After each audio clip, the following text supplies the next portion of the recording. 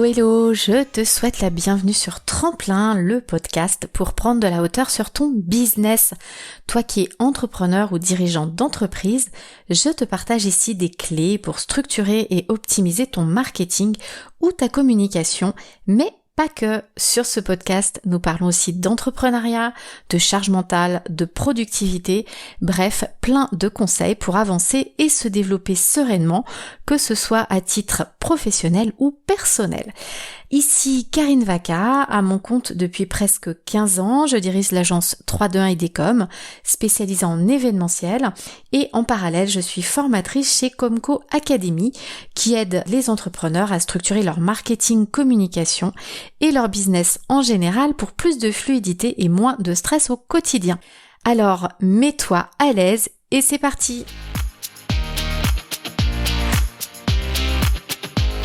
Alors cette semaine, on va se consacrer à la gestion de son calendrier éditorial, c'est-à-dire la gestion de tous ces contenus pour tous les réseaux sociaux qui nous entourent.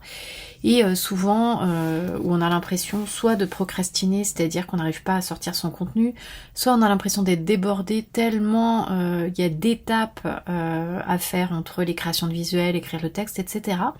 Donc ça sera l'objet des 2 épisodes de cette semaine. Donc aujourd'hui, on va vraiment parler du calendrier éditorial, de l'importance d'en avoir un, des différents réseaux sociaux, de comment ça se gère.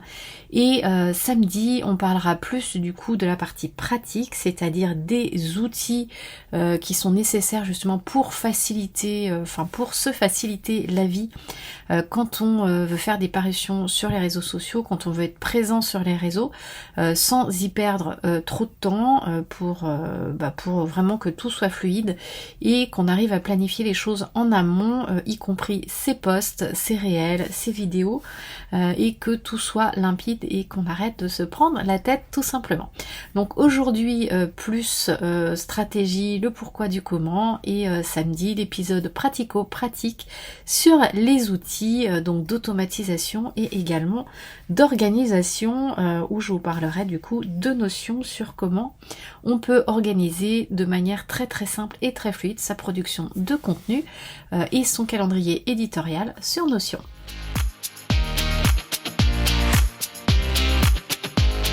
Alors donc dans cette première partie, nous allons voir pourquoi un calendrier éditorial. Alors tout simplement, vous allez me dire ouais mais un calendrier c'est vachement rigide, on peut pas s'exprimer et puis du coup je serais beaucoup moins percutante, ça va pas être aussi bien que si je faisais quelque chose de naturel, au pied levé, qui aurait beaucoup plus d'impact.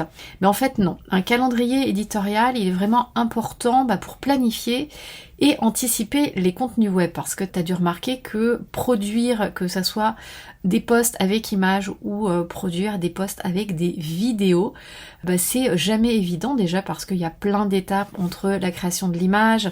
Si c'est une image, si c'est une vidéo, faut la tourner, il faut écrire un script, faut mettre des sous-titres, et puis après il faut écrire le texte qui accompagne le post et la vidéo, et il faut penser à son appel à l'action, à ses hashtags, et puis souvent on oublie qu'on est quelquefois à court d'idées. Donc c'est vrai que pour le côté j'attends d'être naturel pour faire mes posts et mes vidéos, souvent on est complètement dépassé, on manque d'idées, on est pris des fois aussi par le peu de temps qu'on a de dispo, parce que forcément notre vie ce n'est pas de faire du contenu sur les réseaux sociaux, logiquement vous faites la promotion de votre activité professionnelle, donc il y a de grandes chances que le temps que vous avez dans la journée vous le consacriez plutôt au travail que vous devez faire, c'est-à-dire la livraison à vos clients.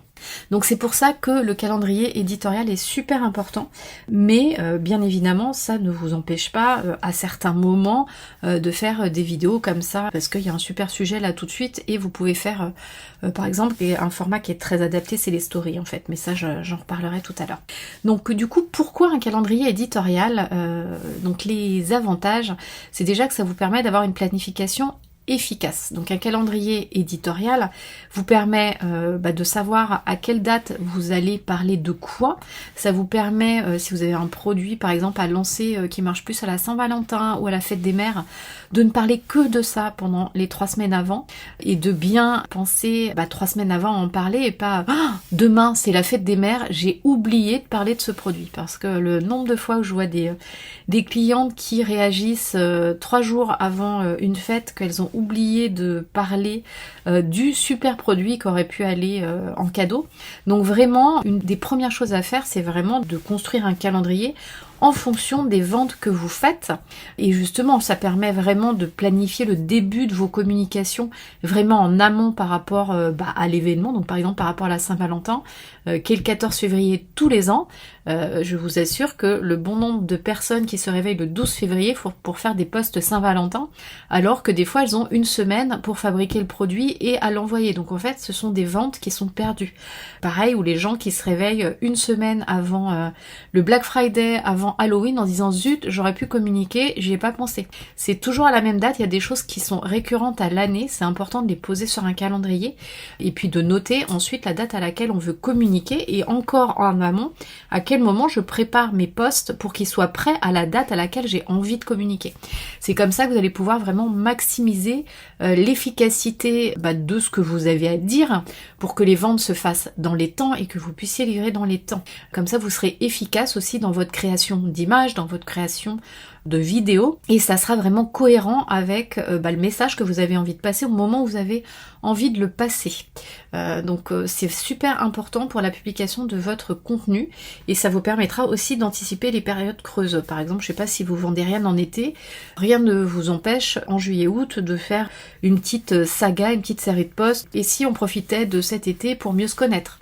Peut-être que vous, effectivement, vous vendez énormément l'été, à ce moment-là, c'est pas votre période creuse, mais ça vous permet aussi de repérer les périodes creuses en termes de vente pour peut-être refaire soit effectivement connaissance avec votre public, faire des petites sagas thématiques sur un produit, peut-être découvrir en détail un produit, si vous vendez des bijoux, la manière dont vous le fabriquez, un focus sur toutes les pierres de tous les produits de votre catalogue, sur le Made in France, sur l'emballage, sur le fait que je sais pas, vous dessinez vous-même vos produits, sur le fait que tout est fait avec amour, qu'il y a des petites pochettes en soie, que le bijou il est déposé de telle manière, que tout arrive dans un colis sécurisé. C'est vraiment important de venir rassurer votre client sur tout ce qu'il y a autour, sur comment c'est fabriqué, que ça soit de toute façon du fait main ou une prestation intellectuelle, c'est-à-dire là vous pourrez miser sur quelles sont les garanties que vous apportez, est-ce que dans vos valeurs, peut-être aussi communiquer sur les valeurs de votre entreprise et les vôtres, est-ce que pour vous la réussite de votre client est importante? Est-ce que il y a un point d'honneur à ce qu'il aille jusqu'au bout de la formation, puisqu'il y a beaucoup de formateurs par exemple qui laissent leurs élèves dans la nature et plus des 3/4 ne finissent pas la formation. Est-ce que s'il y a des soucis, vous faites des rendez-vous one-to-one avec vos élèves, vous avez une équipe derrière vous? Voilà, c'est vraiment important pendant ces périodes creuses de trouver des sujets pour venir rassurer sur votre marque, sur vous, sur vos process. Et ça vous permet toujours de garder vraiment cette régularité dans vos prises de parole. Le deuxième avantage, c'est vraiment qu'il y aura une cohérence. Le fait d'avoir un calendrier éditorial va vraiment vous faire gagner sur ça. C'est-à-dire que vous allez pouvoir déjà avoir des publications régulières et puis surtout des espèces de vagues de communication. Ça va pas venir comme sans doute vous le faites actuellement, genre tiens, aujourd'hui je parlerai bien de ça parce que c'est l'idée que j'ai, demain je parle d'un autre truc qui a rien à voir avec ce que j'ai dit aujourd'hui, et puis après-demain ça sera encore autre chose, alors que si vous vous posez et que vous décidez que pendant 2 semaines vous allez parler de tel produit ou de telle chose ou de tel problème, en fait tous vos posts vont se relier et vont être très cohérents, un peu comme un grand article de blog, sauf qu'il va être écrit en 10 fois. C'est un peu le principe quand on parle de cohérence de contenu. Il faut vous imaginer si vous aviez écrit un article de blog, peut-être qu'il y aurait eu 5 idées phares, et en fait vous pouvez faire 5 posts avec 5 images, 5 vidéos, etc. Et c'est comme ça que vous allez avoir de la cohérence. Et puis une fois que vous aurez fait ces 5 posts, vous pouvez enchaîner sur un autre thème un peu en rapport ou pas, c'est à vous vraiment de choisir en fonction de la date, de ce qui vous tient à cœur, de vos ventes. Et du coup, c'est cette cohérence qui va vous aider à construire cette audience fidèle. D'ailleurs, je rebondis quand je parle de publication régulière, parce que souvent ça on le voit sur les réseaux sociaux, il faut être régulier, il faut poster tous les jours. Non. La régularité, ça veut dire de poster au même rythme. L'algorithme adore quand quelqu'un est régulier, c'est-à-dire vous postez une fois par semaine, l'algorithme adore. Mais il faut poster une fois par semaine. Si c'est 2, ce sera 2. Commencez petit. Surtout, c'est ça le plus important. Commencez une fois par semaine. Si vous voyez que ça va, vous rajoutez une deuxième parution et vous restez sur vos 2 par semaine. Mais ne commencez pas en vous disant, allez, moi je suis super là motivée, j'en fais 3 par semaine, allez, 4 par semaine. Et puis la fois d'après, il n'y en a plus que 3, 2, 1. Et alors là, l'algorithme, il aime pas du tout. Donc commencez avec 1. De manière certaine et ensuite vous augmentez petit à petit, mais il faut jamais faire machine arrière en fait. L'algorithme en fait aimera pas du tout. Ensuite, le troisième avantage, c'est tout simplement une meilleure utilisation du temps. C'est-à-dire que avoir un calendrier éditorial va vraiment vous permettre de mieux utiliser votre temps en planifiant à l'avance déjà les sujets, comme on le disait, les dates de publication, donc du coup avec la régularité que vous aurez planifiée. Et du coup, vous saurez exactement quel post, selon si vous avez décidé si c'était des posts images ou des posts vidéo, vous saurez qu'il y a des contenus qui vont vous demander beaucoup plus de travail que d'autres.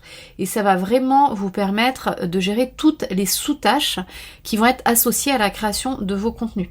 Donc effectivement, créer la photo, peut-être si vous voulez faire une vidéo, qu'est-ce que vous allez mettre comme image, comme mini-film, est-ce que c'est vous qui allez filmer, quels sont les textes phares que vous allez noter, est-ce qu'il va y avoir votre voix, s'il y a votre voix, qu'est-ce que vous allez raconter. Donc on se rend bien compte que si vous faites une vidéo, il y a beaucoup plus de travail que si vous faites un simple post image. Et ensuite, n'oubliez pas aussi que dans les posts réseau, vous allez quand même rechercher vos mots-clés, quelques mots-clés que vous allez mettre quand même dans votre texte d'accompagnement, puisque au-delà de fabriquer une image et une vidéo, il faut un petit texte d'accompagnement. Alors moi je suis de moins en moins fan des romans qui font 15 km, parce que je me rends compte que la plupart des gens en fait déplient et quand ils voient que ils scrollent et quand ils voient que c'est trop long en fait ne le lisent plus. Les gens consomment de plus en plus de vidéos, sachez que quand ils consomment des vidéos d'ailleurs, une majorité, je crois que c'est plus de 80% est consommé sans le son, d'où l'importance d'avoir des sous-titres quand vous faites des vidéos. Faut vraiment pas rater ça, parce que effectivement les gens globalement n'écoutent pas le son. Donc en fait, une vidéo, il faut des sous-titres parce qu'elle n'est pas écoutée forcément avec le son. Et un post avec un texte d'accompagnement qui fait 15 km, les gens n'aiment plus. Donc faites attention à bien doser tout ça. Je dis pas qu'il faut pas en faire, mais ça sert à rien de vous dire que si vous faites 3 posts par semaine, ils doivent tous faire des textes de 15 km. C'est-à-dire vous pouvez avoir des textes très courts, les renvoyer quelque part, les ramener, je sais pas, sur une prise d'appel avec vous, sur une page d'inscription, une newsletter, mais vous n'êtes pas obligé de vous dire qu'à chaque fois vous devez écrire un roman pour chaque post. Si vous êtes en forme et que vous avez envie, oui, vous pouvez le faire, mais ce n'est pas une obligation de le faire à chaque fois. Et ensuite, une fois que vous avez tout ça, ça veut dire aussi qu'il faut après aller sur les réseaux sociaux, monter les images, vos vidéos, ce coup-ci écrire les textes, mettre les hashtags, faire la petite mise en page et planifier ou programmer si vous voulez le faire le jour J. Donc vraiment, ça vous permettra dans votre agenda d'aller bloquer des blocs de temps de création. Moi, je sais que dans certaines formations qu'on avait fait, j'avais des clientes en fait qui se posaient en début de mois, donc qui en début d'année avaient monté tout leur calendrier éditorial, donc qui savaient très clairement en fait les périodes sur lesquelles elles devaient communiquer et avec quel type de message. Et en fait, en début de mois, elles s'asseyaient à leur bureau, elles prenaient les 10 posts qu'elles devaient écrire avec les messages, elles fabriquaient leurs photos, leurs vidéos et elles planifiaient pour le mois, ce qui fait qu'en fait le premier de chaque mois, elles planifiaient le contenu de leur mois et elles étaient beaucoup plus sereines puisque du coup elles se consacraient vraiment à ce qu'elles avaient à faire le reste du temps, c'est-à-dire livrer leurs clients et juste gérer les commentaires et les messages privés que les posts avaient tout simplement déclenchés, puisque c'est quand même le but. Autre avantage, c'est que vous aurez comme ça des objectifs beaucoup plus clairs. Un calendrier éditorial va vraiment vous aider à définir clairement des objectifs de contenu, et du coup ces objectifs de contenu, vous allez vraiment pouvoir les aligner à vos objectifs commerciaux, puisque faut pas se leurrer, si vous voulez a priori être présent sur les réseaux sociaux, c'est pour attirer à vous des prospects, pour les transformer en clients et vendre. Donc n'oubliez pas quand vous écrivez votre calendrier éditorial, quels sont les objectifs commerciaux globaux que vous avez, quels produits vous voulez soutenir, auprès de qui est votre cible, puisque si y a un produit dans l'année qui est clairement destiné aux hommes et que votre public sur votre page ce sont des femmes, il va falloir trouver peut-être la petite parade, par exemple à la Saint-Valentin, de dire super, j'ai un super cadeau pour vos maris, vos copains et vos fiancés, c'est ça. C'est pas parce que votre public sur vos réseaux ce sont des femmes et que vous avez des produits pour hommes aussi parfois que vous ne pouvez pas en parler. Il faut juste changer légèrement le message et du coup les prendre elles comme acheteurs en tant que cadeau. Et le plus vos objectifs commerciaux globaux seront clairs, votre cible sera claire, le plus en fait votre contenu, ce que vous allez écrire, ce que vous allez fabriquer va être clair. Autre avantage d'avoir un planning éditorial, c'est l'optimisation en fait des moteurs de recherche internes de chaque réseau, puisque vous avez remarqué, chaque petit réseau a sa petite loupe et quand les gens cherchent, ça propose du contenu, donc c'est un peu comme les mots-clés Google, mais en interne sur chaque réseau. Et du coup, le plus vous allez publier du contenu donc de manière régulière et cohérente sur certains messages en utilisant certains hashtags, et bien le plus les réseaux vont remarquer que vous êtes cohérent et que votre sujet il est là, que vous avez du monde et il peut améliorer votre visibilité en ligne auprès en fait de son propre réseau, donc il va vous ouvrir à de nouveaux lecteurs. Donc ça, il faut vraiment pas l'oublier, c'est super important. Du coup, voilà, le calendrier éditorial permet cette cohérence et va vous permettre d'améliorer vos résultats auprès de chaque moteur de recherche interne, de chaque réseau. Attention aux hashtags, je l'ai pas précisé tout à l'heure, mais les hashtags, n'utilisez pas toujours les mêmes. Essayez d'avoir des groupes de hashtags selon les thèmes que vous allez avoir. Je sais pas, vous allez avoir un groupe de hashtags 1, 2, 3, 4, 5. Et d'une parution sur l'autre, changez vos groupes. N'utilisez pas tout le temps les mêmes groupes de hashtags. Et même après, si vous arrivez dans vos 5 groupes à remélanger les hashtags, c'est pas mal. Ça sera beaucoup mieux et vous pouvez avoir un meilleur impact parce que les réseaux n'aiment pas que on ne fasse pas d'efforts pour personnaliser nos textes, nos hashtags. Donc faites attention à ça. Et un dernier point qui est quand même plutôt pas mal au niveau avantage pour avoir un calendrier éditorial, c'est l'engagement du public. Vous allez remarquer qu'en fait, le plus vous allez être cohérent dans votre charte graphique, dans vos messages, dans les thèmes que vous allez aborder, en fait, vous allez raconter des choses de poste en poste, le plus le public sera là et il sera engagé parce qu'il a hâte de connaître la suite. Il sait que votre contenu est intéressant, pertinent et il va revenir, il va liker, il va commenter. Et c'est parce que justement vous allez faire cet effort de calendrier éditorial que vous allez augmenter cet engagement du public. Donc comment on fait ce fameux calendrier éditorial ?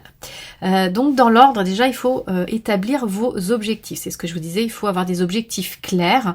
Donc reprenez peut-être vos objectifs commerciaux globaux et décidez en fait de quel point en fait vous voulez pousser dans ces objectifs commerciaux par rapport aux dates, par rapport à vos produits, par rapport à vos prestations de services et décidez ce que vous voulez accomplir dans votre calendrier éditorial. Est-ce que vous voulez vendre en direct ou est-ce que vous voulez juste faire que votre audience en fait ait un déclic et vous appelle et vous les avez au téléphone et c'est vous qui du coup allez vendre, c'est-à-dire que vous allez pousser un appel, vous allez pousser un article de blog, une newsletter, c'est-à-dire que vous allez juste augmenter votre base de prospects et ensuite vous la travaillez autrement pour vendre, ou est-ce que vous les vendez directement? C'est complètement possible, ou vous pouvez mixer aussi, c'est pas interdit, vous pouvez avoir des posts qui sont là pour les chauffer, pour les tenir au courant, d'autres qui sont là pour avoir le déclic, d'autres qui sont là pour leur dire appelez-moi, je suis là pour ça, et puis d'autres peut-être d'autres produits que vous allez vendre en direct, ou vous allez les amener sur d'autres choses, et puis des fois les vidéos peuvent être là pour vendre, des posts peuvent être là pour autre chose, donc c'est vraiment ça qui va vous aider. Il va falloir du coup que vous déterminiez votre public cible. Donc par rapport à vos produits, je suppose que vous avez déjà votre avatar, c'est-à-dire votre cible, votre client idéal. Donc le mieux, vous allez comprendre qui est cette cible. Je pense que c'est cette cible-là que vous voulez attirer sur les réseaux sociaux. Donc donnez-leur ce qu'ils veulent voir dans votre contenu, tout simplement. Et c'est comme ça que vous allez attirer les bonnes personnes sur vos réseaux pour pouvoir leur vendre des choses. Si vous parlez de thèmes qui n'ont rien à voir avec les problèmes ou ce que recherche votre cible, vous allez attirer d'autres personnes et après vous allez dire ouais, mais en fait j'ai beaucoup de monde sur ma page, mais je ne vends pas. Oui, ce ne sont pas les clients potentiels. Parlez de sujets qui intéressent votre clientèle et pas de la clientèle des autres. Autre chose, pareil pour faire votre calendrier éditorial, une fois que vous avez vos objectifs et votre public, vous allez faire un petit calendrier papier pour les publications, c'est-à-dire que vous allez regarder les gros événements. En amont, vous allez dire, par exemple, voilà, c'est la Saint-Valentin le 14 février. Si les gens veulent être livrés le 12, faut que j'expédie mes colis au plus tard le 9-10. Si j'ai une semaine de délai de production, vous êtes tout de suite au 1er février. Donc ça veut dire que les commandes, il faudrait qu'elles soient reçues par vous entre le 1er et le 2 février. Donc forcément, vous n'allez pas communiquer après. Ça veut dire que votre communication Saint-Valentin, elle doit commencer la semaine du 15 janvier. C'est-à-dire que vous avez 2 semaines de vente entre le 15 janvier et le 30 janvier où vous communiquez comme des malades sur c'est la Saint-Valentin bientôt, attention, j'ai des produits faits main, ça demande un délai de fabrication, d'envoi, passez vos commandes avant début février pour les recevoir le 12. Et donc vous communiquez du 15 au 30 janvier sur ça, vous avez vos commandes, ensuite vous fabriquez, vous envoyez, etc. Dans ce cas-là, vous doutez bien que quelqu'un qui se dit le 1er février, ça va, je suis dans les temps, la Saint-Valentin, c'est le 14 février, je lance ma communication Saint-Valentin, non. En fait, j'ai mon délai de fabrication, je l'ai raté. Donc quand vous construisez votre calendrier, vous notez bien l'événement, le début de la communication, c'est ce qui est super important. Comme ça, on aurait pu se dire c'est le 1er février, mais non, c'est le 15 janvier pour ce cas pratique ici. Donc vous allez faire ça pour toute l'année, donc établir votre calendrier de publication, donc en incluant vos dates et vos sujets. Ensuite, vous allez pouvoir, une fois que vous avez un petit peu cette trame papier, aller varier vos contenus. Donc vous pouvez dire, ça sera plutôt un post, ça sera plutôt une vidéo, tiens, je ferais bien un audio, donc je vais juste les renvoyer quelque part pour qu'ils écoutent un audio. Je vais peut-être plutôt écrire un article de blog par mois. Donc à chaque fois, je vais avoir une parution pour pousser mon article de blog sur un sujet très particulier que vous pourrez déterminer en même temps puisque vous aurez votre calendrier sur l'année, donc ça sera en plus beaucoup plus cohérent pour votre public cible. Et c'est là aussi où, c'est ce que je vous disais, ça va être des trucs très planifiés, donc vos posts, vos vidéos. Si vous voulez des choses très naturelles, comme on parlait en introduction, la story est vraiment faite pour ça. Quand on parle de régularité, c'est vraiment les posts, les vidéos sur les murs, puisque la plupart des réseaux fonctionnent à peu près comme ça. Et la story, ça va vraiment être pour la proximité, pour des choses comme ça qui sont prises sur le moment et que vous avez envie de dire tout de suite, et pour le côté très naturel et pour le côté très lien, très humain. Donc c'est là où vous allez pouvoir jouer avec ça. L'autre chose qui fera bien que vous prévoyez également dans votre calendrier, donc c'est ce que je disais par exemple tous les débuts de mois, de faire votre contenu et de le planifier. Il y a des outils pour ça, donc ça on verra samedi. Donc prévoyez ça dans votre calendrier et également essayez de planifier en fin de mois, juste avant de planifier le mois d'après, une petite partie très rapide d'analyse pour voir en fait comment ont fonctionné vos posts du mois, les hashtags et comment du coup vous pourriez changer légèrement ce que vous aviez prévu, peut-être en termes de texte, peut-être que vous c'est les textes longs qui marchent contrairement à ce que je vous ai dit, peut-être que ça va être des textes plus courts, peut-être que c'est certains hashtags, peut-être que vous ce sera les posts et pas les vidéos, ou que les vidéos et pas les posts, ou que les audios. Enfin voilà, ça vous permettra vraiment de regarder ce qui marche avec votre public. Si vous faites des ventes, peut-être de savoir que c'est tel type de posts qui vous permettent d'avoir des appels, qui génèrent des messages directs sur le réseau social. Donc prenez votre temps de planification de posts en début de mois, mais juste en fin de mois avant cette petite séance, prenez une petite heure pour analyser les résultats de ce que vous avez fait pour pouvoir bien prendre les bonnes décisions en fait quand vous allez programmer et écrire vos textes pour le mois d'après. Et dernière chose, quand vous allez planifier votre contenu, comme je vous disais, publiez vraiment de manière régulière. Donc quand vous aurez vu en fait dans votre calendrier ces fameuses périodes creuses, allez voir comment vous pouvez les remplir. Ayez des sujets froids, ça peut être effectivement une meilleure connaissance de vous, de votre équipe, de votre atelier, si vous faites du manuel, ça peut être comment vous envoyez vos colis, comment vos rendez-vous en one-to-one se passent, des témoignages clients, ça peut être plein de choses, mais vraiment anticipez les périodes creuses et remplissez-les de manière à maintenir l'engagement de votre public. Donc j'espère que c'est déjà un petit peu plus clair de l'intérêt d'avoir un calendrier éditorial et du fait que non, ce n'est pas une prison, c'est vraiment pour être sûr d'avoir des résultats, d'avoir un vrai engagement. Et donc, vous l'avez compris, cela n'empêche pas d'avoir ces petits instants plus naturels, mais ça va pas être sous forme de vidéos ou de posts, ça va vraiment être les stories qui existent sur la plupart des réseaux, qui sont vraiment faits pour ça.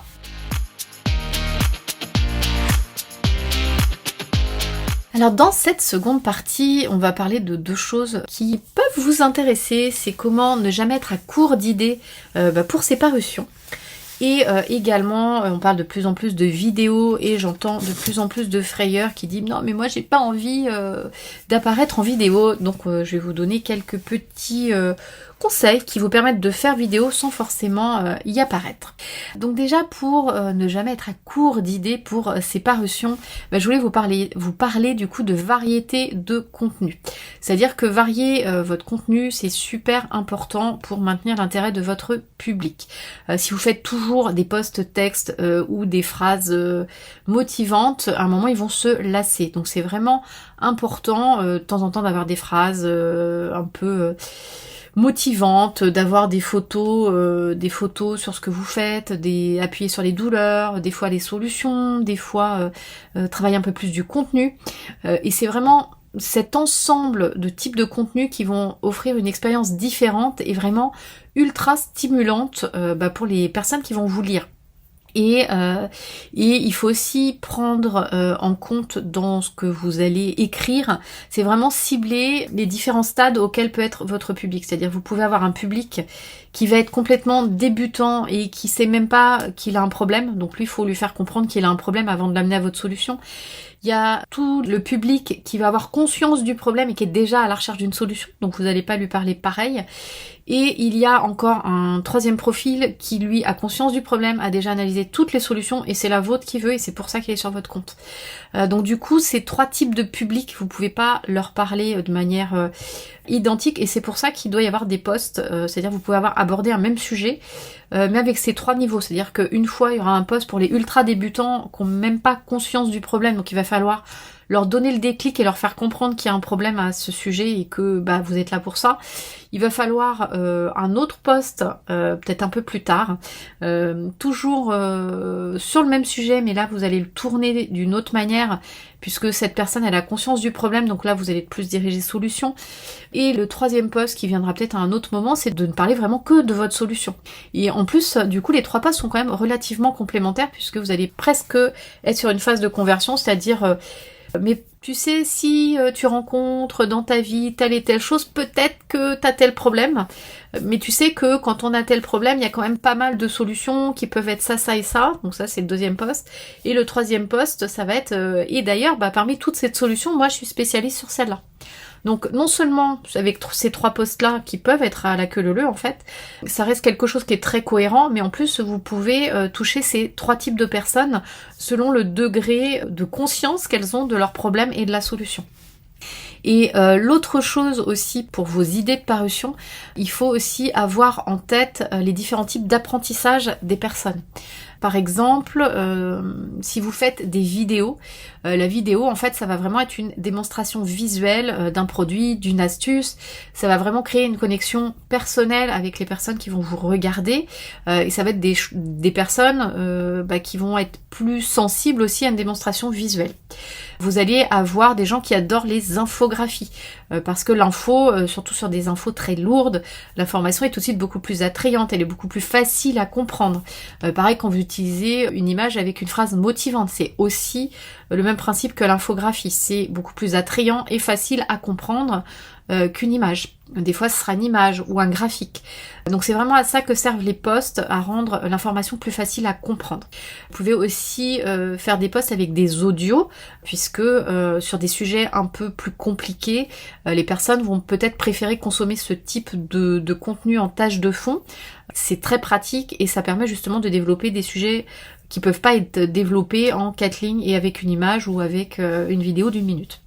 Et ensuite, vous avez aussi des posts que vous pouvez renvoyer sur des blogs, où là aussi, c'est ce qu'on disait, plutôt que d'écrire 15 km sur les réseaux sociaux, il vaut mieux mettre une courte phrase et renvoyer sur votre blog, parce que votre blog, c'est sur votre site internet, et votre site internet, lui, il est archivé par Google, et du coup, le plus vous avez en plus de trafic, le mieux c'est pour lui. Donc le plus vous allez inclure cette variété de formats par rapport à vos cibles, par rapport au stade où ils en sont, dans votre calendrier éditorial, le plus vous allez vous assurer que votre public ne s'ennuie pas et va rester engagé avec votre marque, et en plus vous êtes assuré aussi de le convertir même s'il est ultra débutant. L'autre chose que je voulais vous donner pour les idées. N'oubliez pas par exemple d'aborder vos produits de plein de manières différentes, parce que souvent on a en tête une utilisation spécifique. Je m'explique, je vends un mug. D'accord ? Je suis créatrice de mugs, je vends des mugs, donc pour moi, les gens, je leur dis, vous pouvez l'utiliser pour boire vos cafés et votre thé, et c'est tout. Mettez-vous à la place des gens, des clients, demandez-leur comment ils utilisent votre mug. Vous serez souvent surprise. Alors je dis votre mug, mais ça peut être n'importe quoi d'autre. Pour vraiment ouvrir d'autres perspectives. Je m'explique justement avec mon histoire de mug, puisque c'est déjà arrivé. La cliente s'est rendue compte qu'effectivement elle ne communiquait que sur ça, et en fait elle s'était coupée d'une clientèle qu'elle n'avait absolument pas vue dans ses acheteurs, qui était que ces mugs étaient tellement joli, tellement beau, tellement esthétique que les gens s'en servaient comme pot à crayon sur les bureaux. Et à aucun moment en fait elle avait pensé à proposer ces mugs avec ce type d'utilisation. Ils avaient également été utilisés comme contenants pour mettre des fabrications maison pour les cadeaux aux maîtres et maîtresses en fin d'année. Et en fait, c'est en discutant beaucoup avec ses utilisateurs où elle s'est rendue compte de cette utilisation. Et à partir du moment où sur les réseaux sociaux, elle a commencé à montrer d'autres utilisations de ces mugs, autres que je bois mon café, je bois mon thé, mais vous pouvez l'utiliser comme décoration, comme pot à crayon, vous pouvez l'acheter pour mettre les cookies maison pour cadeau à votre maîtresse, à votre nounou, à tout ce que vous voulez. Ces ventes ont augmenté de 40%, ce qui est absolument énorme. Donc soyez attentifs à l'utilisation qu'ont vos clients de vos produits, puisque du coup, d'une idée de utiliser mon mug pour votre thé ou votre café, c'est devenu utilisez-le aussi comme pot à crayon, utilisez-le aussi comme contenant pour les cadeaux maison, etc., etc. Alors vous allez me dire, oui, mais moi je lance mon produit, j'ai pas de clients pour me dire comment ils l'utilisent. N'hésitez pas à vous creuser la tête et à faire un petit brainstorming avec vous-même en vous disant, ok, moi ce produit je l'ai conçu pour ça, mais quelles sont les autres manières dont on pourrait l'utiliser ? Demandez à vos amis, à vos voisins, je suis sûre qu'ils pourraient, ou même à vos enfants, souvent ils ont vraiment plein d'idées, et les gens de l'extérieur ont souvent beaucoup plus d'idées que nous, parce que nous on est trop dans l'affect avec nos produits, avec nos prestations, et on voit pas forcément ce qui pourrait être évident.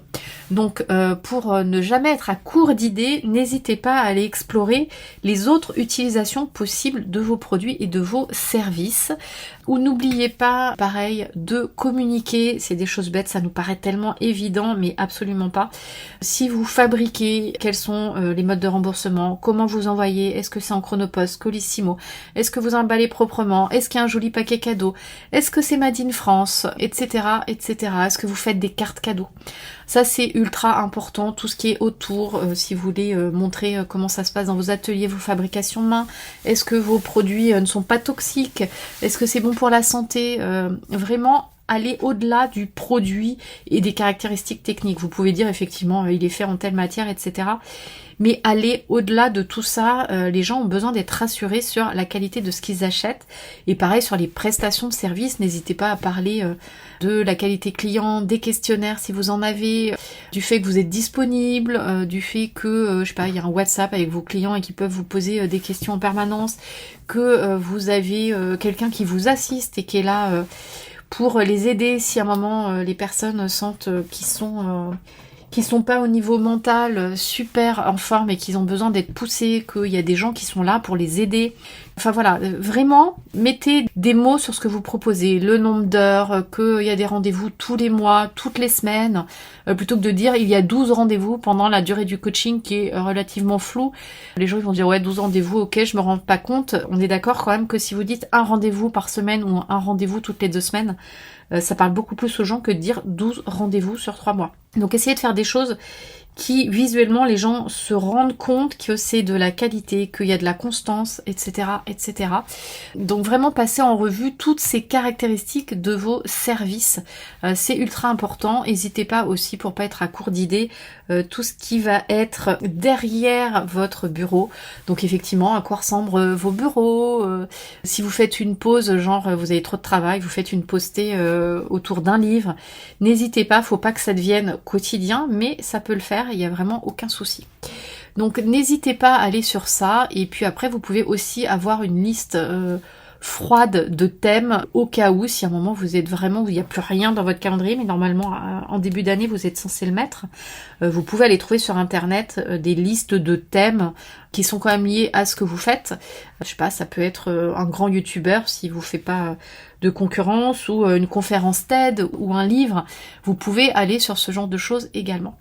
Donc ensuite, je parlais d'un autre sujet qui revient souvent sur les réseaux, les vidéos, donc vous n'êtes pas sans l'avoir vu, prennent de plus en plus de place sur les réseaux sociaux, et il y a toujours une grande frayeur, souvent d'ailleurs chez les femmes qui ne souhaitent pas apparaître en vidéo. Donc il y a quand même d'autres options pour faire des vidéos sans forcément se montrer. Déjà, l'apparition la plus simple, ça va être les démonstrations avec les mains. Vous pouvez, si vous faites du travail manuel, montrer uniquement vos mains, vous présentez votre produit, votre démonstration, il y a votre voix, il n'y a pas votre visage, et ça reste une vidéo. Vous pouvez aussi utiliser, si vous aimez bien faire ça, utiliser les masques ou les filtres sur les applications pour masquer votre visage. Comme ça, vous pouvez toujours apparaître en vidéo en préservant votre anonymat. Il y a plein de filtres un peu rigolos, mais encore faut-il que votre marque ou vos valeurs puissent vous le permettre. Parce que si vous avez une marque ultra carrée, figée, institutionnelle, allez faire des vidéos un peu rigolotes avec des masques pour ne pas vous reconnaître, c'est un petit peu curieux. Vous pouvez aussi faire des vidéos où vous apparaissez de côté, ce qui fait qu'on vous voit sans trop vous voir, et vous pouvez quand même transmettre votre message, et si vous tournez un peu la tête, on verra pas forcément votre visage, mais en tout cas, vous pourrez faire ça. Ce qui est peut-être mieux, c'est même plutôt à la limite de dos, mais avec quelque chose de très fort devant, ce qui fait que vous pouvez quand même montrer un produit, faire visiter, on vous voit sans vous voir. Et puis après, selon les produits, ça peut être aussi une apparition en pied ou vos jambes, ce qui est un peu bizarre, mais ça peut le faire. Et puis si on oublie vous, puisqu'il y a aussi d'autres moyens de faire des vidéos sans forcément montrer vos mains, vos pieds, de votre dos ou autre, c'est tout simplement, et ça vous permettra quand même de garder de l'humanité, c'est de faire une sélection en fait d'images ou de mini-vidéos et de les mettre bout à bout. Vous mettez votre voix, vous mettez des sous-titres et ça fait une vidéo. Vous pouvez faire aussi une narration audio. Vous avez en fait en support, en fait, vous savez, c'est la petite ligne audio qui bouge et qui monte. Donc en fait, on vous entend vous. Le support image, en fait, c'est la bande son qui monte et qui descend. Comme ça, vous racontez votre histoire, vous expliquez ce que vous avez à expliquer et vous ne vous montrez pas et on vous entend quand même. Donc il y a quand même le lien qui est là parce que vous gardez cette humanité et que vous êtes accessible. Vous pouvez utiliser aussi des témoignages de clients ou de partenaires qui, eux, du coup, peuvent faire des vidéos aussi et qui peuvent donner cette belle perspective extérieure sur le produit ou le service en gardant ce côté humain. Vous pouvez aussi aller jouer, il y a pas mal de sites internet qui le proposent, faire des animations vidéo un peu type cartoon, dessin animé, qui peuvent vous aider à présenter du coup des informations un peu de manière amusante et un petit peu plus interactive. Donc vraiment en utilisant toutes ces options, logiquement, vous pouvez créer vraiment du contenu qui peut être engageant, informatif, avec votre voix, sans forcément avoir à apparaître à l'écran, sachant que vous aurez quand même de meilleurs résultats si à un moment vous vous montrez, parce que les personnes ont quand même besoin de savoir qui ils achètent, qui est derrière, tout ça pour... alors et surtout c'est encore plus important si vous n'avez pas de site internet derrière, puisque la première chose que les gens vont aller voir, c'est est-ce que cette personne existe légalement, est-ce qu'elle a un site internet, même si c'est un peu bizarre, le raisonnement il est ancré dans nos cerveaux et les gens le font encore. Donc encore plus si vous n'avez pas de site internet à côté pour avoir un peu cette légitimité, c'est quand même ultra important qu'on puisse vous voir et voir que vous êtes vraiment quelqu'un. Comme ça, il y a vraiment ce lien, cette confiance, et c'est comme ça que vous allez la construire. C'est très compliqué de construire la confiance si on ne voit jamais la personne. Alors dans cette troisième partie qui va être un petit peu plus rapide, donc toujours pour créer votre planning éditorial, on va plutôt voir quels réseaux sociaux choisir et comment en fait les sélectionner. Donc déjà il est important pour vous de sélectionner les réseaux sociaux qui sont les plus pertinents pour votre entreprise, pour votre business, en fonction de votre public cible et de vos objectifs. En fait, pour bien choisir votre réseau, déjà la première chose qu'il faut vérifier, c'est est-ce que votre cible y est. Souvent, on va vous dire, choisis ton réseau en fonction de si tu es à l'aise ou pas. Imaginez, ma clientèle, c'est une clientèle de professionnels masculines, je suis à l'aise avec Instagram, j'écoute le conseil, je vais sur Instagram. Excusez-moi, mais des hommes masculins professionnels, c'est LinkedIn. Ok, vous êtes à l'aise avec Instagram, mais vraiment le B à bas pour bien choisir son réseau, c'est est-ce que votre client idéal y est? S'il y est pas, ça sert à rien d'y aller. Enfin, vous allez brasser du vent, vous allez jamais attirer les bonnes personnes. Et ensuite, effectivement, vous devez être à l'aise avec les codes et l'utilisation du réseau. Donc effectivement, si votre clientèle cible, c'est une clientèle de professionnels masculines, vous devez aller sur LinkedIn ou Twitter, par exemple.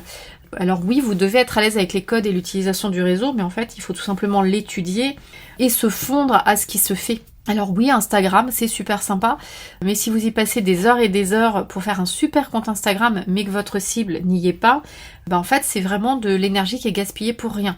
Donc pour bien choisir son réseau, vérifiez que votre cible y est. Et puis après, une fois que vous en êtes sûr, regardez comment le réseau fonctionne, parce qu'il y a quand même plusieurs réseaux, donc votre cible, elle n'est pas forcément sur un seul réseau.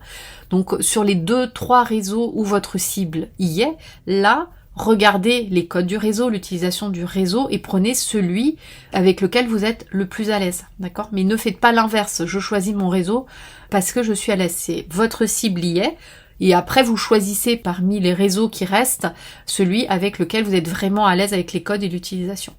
Sur la quantité de réseaux, combien de réseaux? Donc n'oubliez pas en fait qu'un réseau social, alors au début effectivement on peut publier sur plein de réseaux, puisque vous allez me dire une vidéo je la publie partout, mon réel Instagram je le publie en short sur YouTube, je le publie aussi sur LinkedIn, sur Pinterest, je peux le mettre sur Facebook, donc il me fait partout. Ouais, ok, donc ça c'est super au début, sauf que ensuite le but quand même c'est que vous ayez des retours, que vous ayez des messages privés, des commentaires. Et en fait c'est à ce stade-là où ça risque de ne plus fonctionner parce qu'il va falloir du temps pour répondre à toutes ces personnes en message privé. Et c'est là où, alors au début effectivement vous pouvez planifier sur plusieurs réseaux et vous voyez quel est le réseau où ça prend le mieux et celui qui va vous prendre le plus de temps, et vous ne conservez que celui-là parce que à un moment ça va marcher et il va falloir répondre aux questions sous les posts, les messages directs, et ça il faut vraiment y penser avant de se lancer dans 3-4 réseaux, parce que ce serait dommage que les 3-4 réseaux fonctionnent et que du coup vous soyez complètement débordés. Mais à nouveau, vous pouvez commencer en faisant vos publications sur tous les réseaux, parce que de toute façon, par exemple, si votre appel à l'action c'est venez vous inscrire à ma newsletter, je ne communique que par là, là pour le coup vous pouvez aller sur tous les réseaux. Par contre, si vous commencez à dire sur tous les réseaux contactez-moi, je réponds à toutes vos questions, Vous doutez bien que si vous êtes sur 5 réseaux sociaux, vous allez avoir autant de messages sur chacun des réseaux. Et là, ça va vous prendre du temps. Donc effectivement, ça aussi, c'est à prendre en compte pour choisir son nombre de réseaux. Si c'est juste pour dire inscrivez-vous à la newsletter, prenez des rendez-vous dans mon calendrier, là oui, allez-y, publiez sur plein de réseaux sociaux, il n'y a aucun souci. En tous les cas, le point commun, quel que soit le réseau, c'est qu'il faut être régulier et parer-les avec les codes du réseau. Twitter, vous allez voir, c'est des petits messages ultra courts. J'en parlerai juste après, mais vous n'allez pas écrire des tartines sur Twitter. Ce n'est pas possible. Donc c'est ça, un code de réseau. En gros, les différences surtout entre les réseaux sociaux, c'est ce que je disais, c'est la cible. Donc étudier vraiment les publics de chacun des réseaux, notamment s'ils sont plus féminins ou masculins et les âges. Parce que par exemple, Facebook a un public qui va être sur une tranche d'âge qui est un petit peu plus élevée qu'un Instagram. Donc après, tout dépend de vos produits et de vos services. Le Twitter globalement couvre pas mal au niveau des âges, mais il va être un peu plus masculin, un peu plus technique. TikTok va être beaucoup plus jeune, mais pas si jeune par rapport à Instagram en fait, puisque le public de TikTok grandit avec TikTok. C'est un réseau maintenant qui est vieux, donc le public a grandi avec eux et a vieilli avec eux. Donc maintenant il y a des jeunes adultes qui gagnent leur vie, donc qui ont du budget pour acheter. Ensuite vous avez LinkedIn, pareil, qui commence plus en début de carrière, donc déjà vous êtes plus sur du 25 ans, du 25-55 en fait. C'est vraiment sur des carrières légèrement plus masculin, mais vous trouvez hommes et femmes. Donc vraiment, allez voir les publics, allez voir les âges, et puis surtout comment ils l'utilisent. C'est ça qui va vous aider, quelles sont les informations que votre public cherche sur ces réseaux. Donc en gros, Instagram, c'est vraiment une plateforme qui partage des photos, des vidéos avec vraiment une forte orientation visuelle. C'est vraiment un très bon choix pour des entreprises qui veulent montrer leurs produits ou leur marque de manière créative. Donc même si vous avez de la prestation de service, vous pouvez y aller.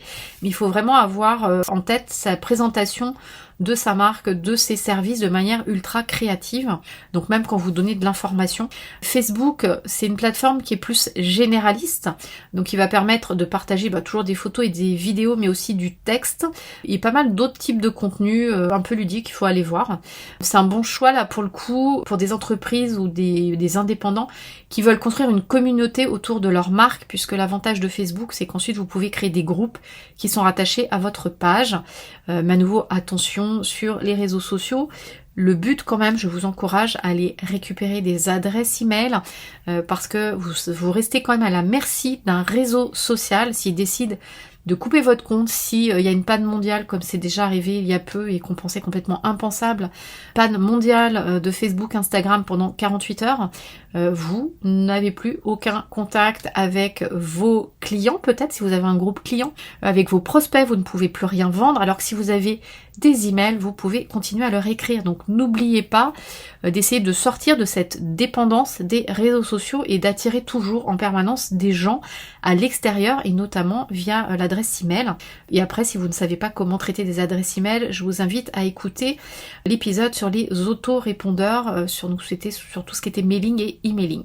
Et on avait un épisode également pratico-pratique sur comment utiliser un autorépondeur. Donc faites attention vraiment à ça, votre but ça doit vraiment être de récupérer les gens et de les attirer ailleurs. Ensuite vous avez Twitter, donc qui était plutôt à la base et qui est encore en fait une plateforme de micro-blogging qui se concentre vraiment sur des messages ultra courts et des mises à jour rapides, c'est-à-dire que la durée de vie d'un tweet est très très courte. Puisqu'en fait, hop, on met à jour et hop, c'est parti. Et pour le coup, vous pouvez faire 30 tweets dans la journée. Ce n'est pas mal vu. Donc là, pour le coup, sur la régularité sur Twitter, vu que c'est des très courts messages, il faut aller un petit peu plus qu'une fois par semaine. Et là, pour le coup, c'est un excellent choix pour les entreprises qui veulent partager des nouvelles, des mises à jour en temps réel. Si vous avez des choses très techniques, c'est plutôt pas mal. Et pareil, pas mal d'entreprises utilisent aussi Twitter pour le SAV. C'est-à-dire qu'ils estiment qu'ils ont un compte Twitter pour que les gens les appellent pour résoudre des problèmes parce que ça va très très vite.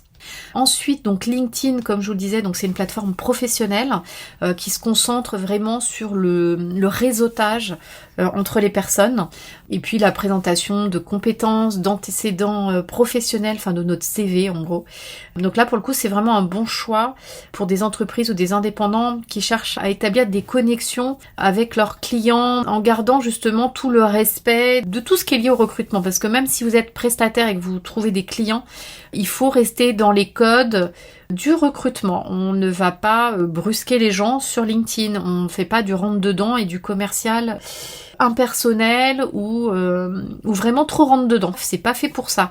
On est vraiment, LinkedIn, c'est un outil de recrutement et vous n'allez pas un entretien d'embauche, même si vous êtes prestataire et que vous cherchez des clients, il faut remettre dans le contexte. Vous n'allez pas un entretien d'embauche avec un jean troué et torse nu.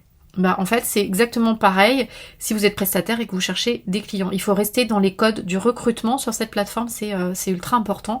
Et donner du contenu, montrer que justement, vous avez des talents, vous avez des expertises, vous savez de quoi vous parlez.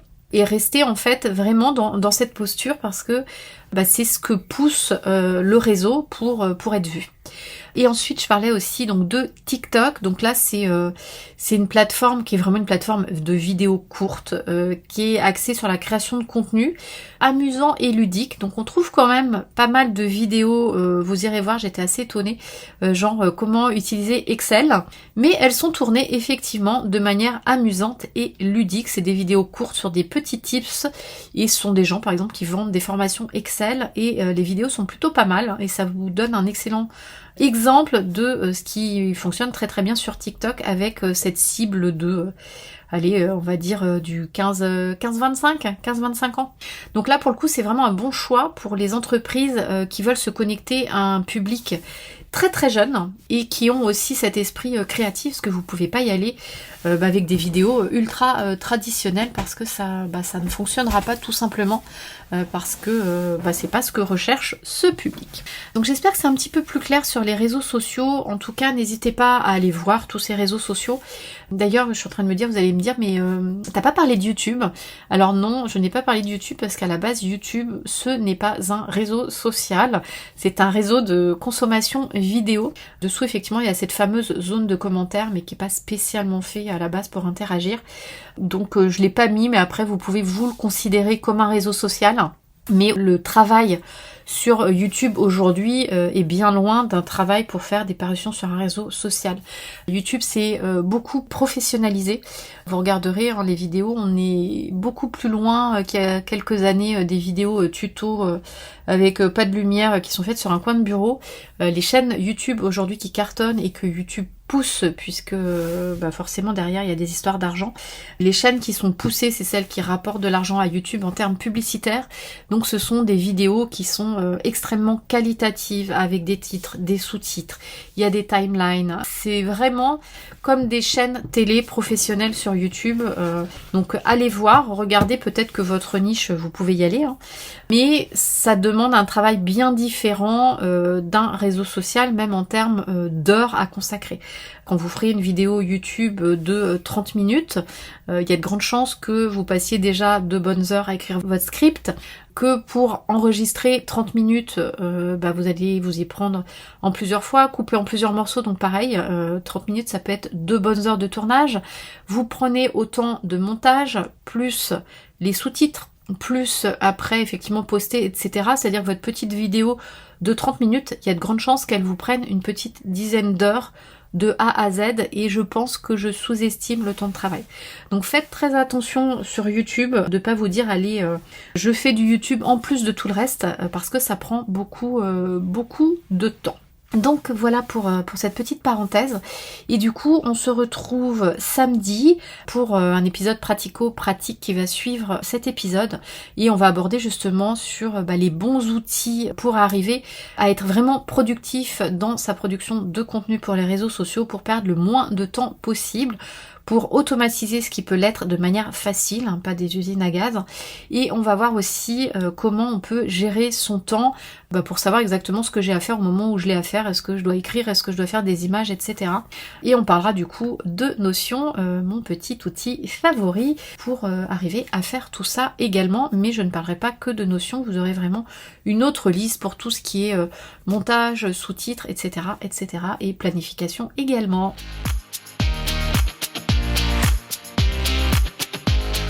C'est presque fini, donc n'oublie pas, en description, tu peux récupérer le bonus dont je t'ai parlé dans cet épisode en cliquant sur le lien. Et si tu as des questions ou des sujets à nous soumettre, car tu éprouves des difficultés ou tu aimerais bien qu'on en parle, c'est également en description que cela se passe. Et voilà, c'est fini pour aujourd'hui, j'espère que ça t'a plu. Si le concept de notre podcast te plaît, n'hésite pas à laisser 5 étoiles ou un commentaire sur ta plateforme d'écoute, ça aide vraiment le podcast à se faire connaître, ça aide aussi encore plus d'entrepreneurs comme toi et au passage, ça nous encourage aussi à continuer.